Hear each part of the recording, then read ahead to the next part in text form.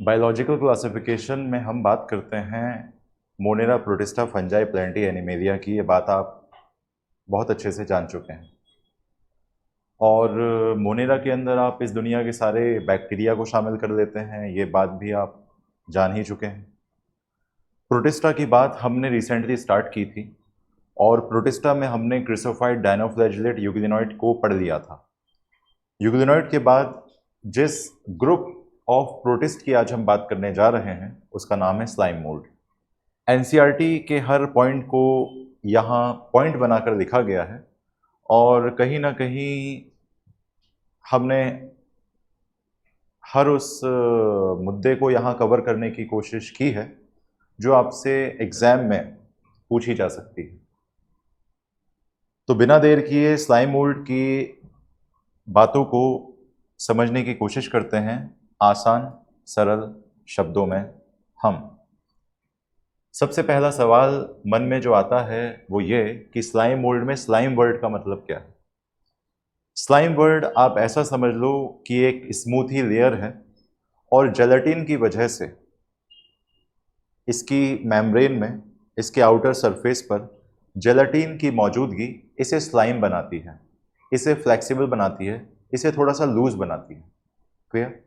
ये आपसे पूछेगा तो कोई नहीं, लेकिन फिर भी याद रखना कि स्लाइम मोल्ड में स्लाइम वर्ड जेलेटिन की कवरिंग को बताता है, जेलेटिन के आउटर स्ट्रक्चर को समझाता है।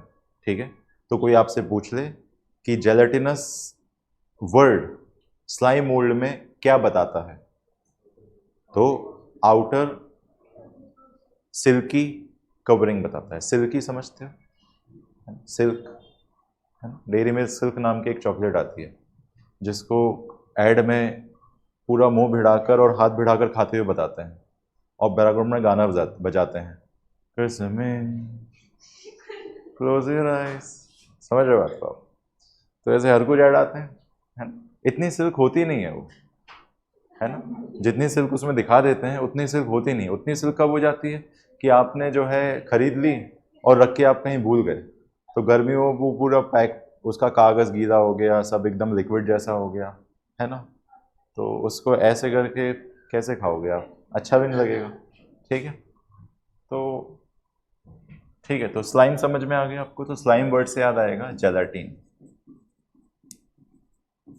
ठीक है? इसके अलावा एनसीईआरटी कहती है, एनसीईआरटी कहती है कि ये एक सैप्रोफाइटिक प्रोटिस्ट है। सैप्रोफाइटिक प्रोटिस्ट है। ठीक है? सैप्रो शब्द का मतलब होता है रोटन। सैप्रो शब्द का मतलब होता है रोटन, सड़ा हुआ, है ना?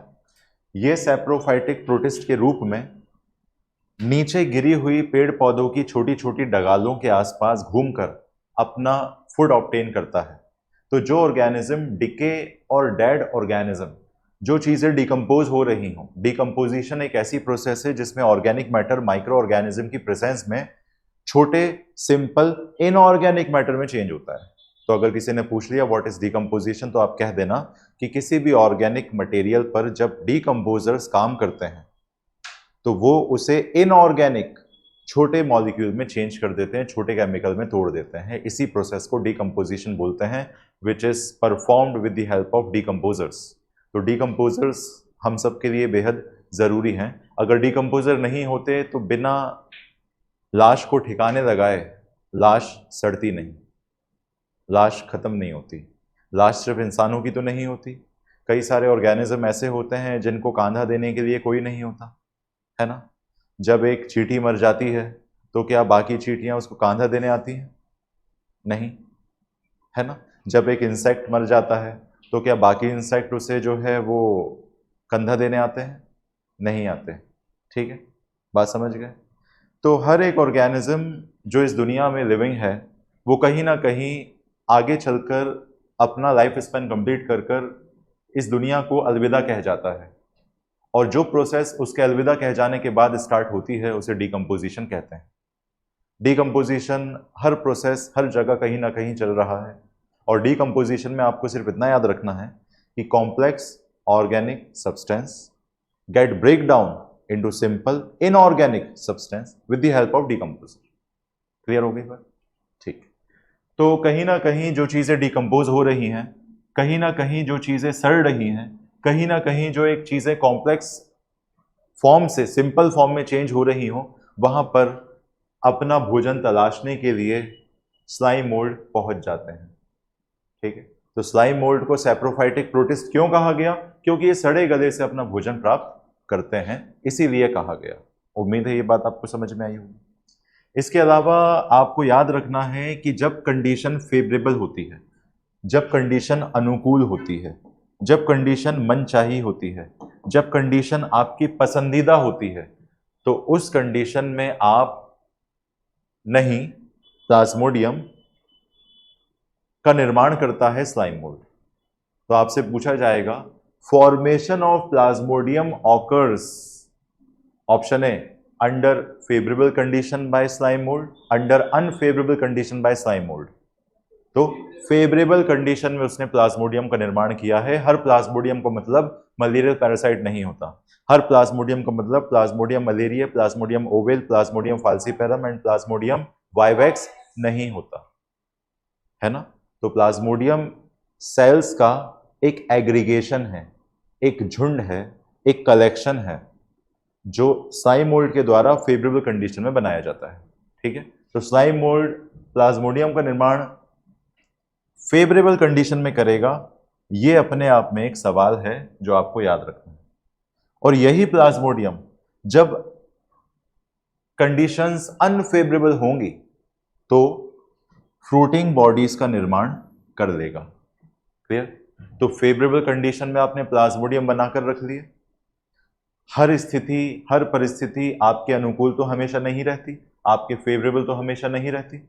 कुछ स्थितियां ऐसी भी आती हैं जब आपको फेवरेबल कंडीशन नहीं मिल पाती, मनचाही परिस्थितियां नहीं मिल पाती। ठीक है, तो ऐसे में प्लाज्मोडियम की जिंदगी में जब खुशियों की लहर आई थी, तो स्लाइम मोल्ड ने क्या बना दिया था? प्लाज्मोडियम, है ना। जब स्लाइम मोल्ड की जिंदगी में कंडीशंस फेवरेबल थी, उसकी मनचाही कंडीशंस थी, तो उसने क्या बना दिया था? प्लाज्मोडियम। लेकिन जब कंडीशंस अनफेवरेबल हो गई, तो उन्हीं प्लाज्मोडियम की मदद से उसने क्या बना डाला? Fruiting bodies. फ्रूटिंग बॉडीज, और इन फ्रूटिंग बॉडीज से क्या बने? स्पोर्स। और ये स्पोर्स हैप्लॉइड होते हैं, इस बात को दुनिया जानती है।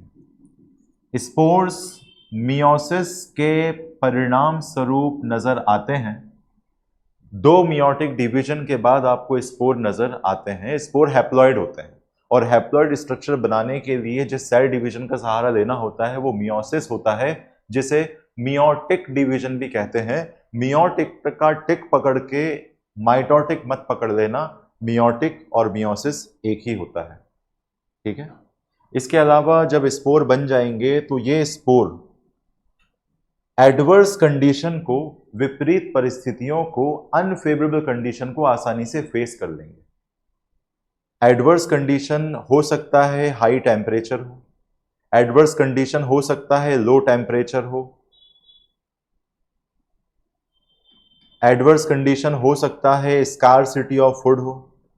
स्कार्सिटी ऑफ फूड, स्कार्सिटी मतलब कमी, भोजन की कमी, है ना। तो इन सभी विपरीत परिस्थितियों में स्पोर आसानी से सरवाइव कर देगा, आसानी से इन सभी अनफेवरेबल कंडीशन को झेल लेगा। स्पोर फॉर्मेशन कहीं ना कहीं अनफेवरेबल कंडीशन को झेलने के लिए एक ऑर्गेनिज्म अपनाता है। स्पोर फॉर्मेशन की प्रोसेस कहीं ना कहीं विपरीत परिस्थितियों का सामना करने के लिए एक ऑर्गेनिज्म अपनाता है, और ये स्पोर की वॉल थोड़ी सी थिक होती है, जिसकी वजह से ये सारे अनफेवरेबल कंडीशन को झेल पाते हैं, सारी विपरीत परिस्थितियों का सामना कर पाते हैं, है ना। फिर चाहे वो हाई टेम्परेचर हो या लो टेम्परेचर, एसिडिक एनवायरनमेंट हो या अल्कलाइन एनवायरनमेंट, और फूड की कमी हो या फिर फूड ही ना हो, इन सभी परिस्थितियों में स्पोर स्लाइम मोल्ड का सरवाइव कर जाएगा। और जब ये स्पोर जर्मिनेट होगा एयर करंट के द्वारा, वायु के द्वारा, हवा के द्वारा ये स्पोर फैल जाएंगे। जहां जहां ये स्पोर जाएंगे वहां से एक नया स्लाइम मोल्ड नजर आ जाएगा। तो मेरे ख्याल से इतनी बातें आप सभी के दिमाग में बैठ गई हैं। तो क्या बनाया स्लाइम मोल्ड ने अनफेवरेबल कंडीशन में? स्पोर। फेवरेबल में क्या बनाया? प्लाज्मोडियम। ये प्लाज्मोडियम फेवरेबल में जो तैयार हुए स्लाइम मोल्ड के द्वारा, ये अनफेवरेबल कंडीशन में फ्रूटिंग बॉडीज बनाएंगे या नहीं बनाएंगे? बनाएंगे। फ्रूटिंग बॉडी से स्पोर बनेंगे या नहीं बनेंगे? बनेंगे। तो इतनी बात मेरे ख्याल से आपको समझ में आ गई। प्लाज्मोडियम का फॉर्मेशन फेवरेबल कंडीशन में होगा, स्पोर का फॉर्मेशन अनफेवरेबल कंडीशन में होगा। क्लियर? स्पोर फॉर्मेशन एक जरिया है अनफेवरेबल कंडीशन से बचने का किसी भी ऑर्गेनिज्म के लिए। उम्मीद है ये बातें जो मैंने आपसे की हैं आपको समझ में आ गई होंगी स्लाइम मोल्ड के लिहाज से। एक और चीज़ जो आपको एनसीईआरटी से बियॉन्ड जाकर याद करनी है वो ये कि कहीं ना कहीं जो स्लाइम मोल्ड है ये एमीबा के साथ अपना रिजेम्बलेंस दिखाता है, अपनी समानताएं प्रदर्शित करता है। ठीक है? अमीबा के बारे में आप बहुत अच्छे से जानते हैं। अमीबा क्या है? अमीबा एक यूनिसेलुलर यूकैरियोट है कि प्रोकैरियोट है? प्रोकैरियोट है। Amoeboid protozoan, ciliated protozoan, flagellated protozoan, sporozoan, भूल गए? है ना?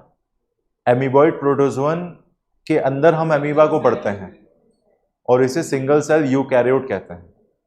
प्रोटिस्ट भी तो सिंगल सेल यूकैरियोट है, तो फिर दोनों में अंतर क्या रह गया? जब आप मोनेरा के बाद प्रोटिस्ट पढ़ते हो तो प्रोटिस्टा के अंदर क्या क्या देखते हैं? Chrysophyte, dinoflagellate, euglenoid, slime mould and protozoan. Protozoan के अंदर अमीबा आता है ना? प्रोटिस्ट के अंदर आपने फिलहाल जो पढ़ाई की है वो क्रिसोफाइट के बारे में की है, डायनोफ्लैजिलेट के बारे में की है, यूग्लिनोइड के बारे में की है, स्लाइम मोल्ड के बारे में की है। स्लाइम मोल्ड के बाद जो ग्रुप ऑफ प्रोटिस्ट की हम बात करेंगे उसका नाम है प्रोटोजोआ, और प्रोटोजोआ के अंदर हम अमीबा को देखेंगे, है ना?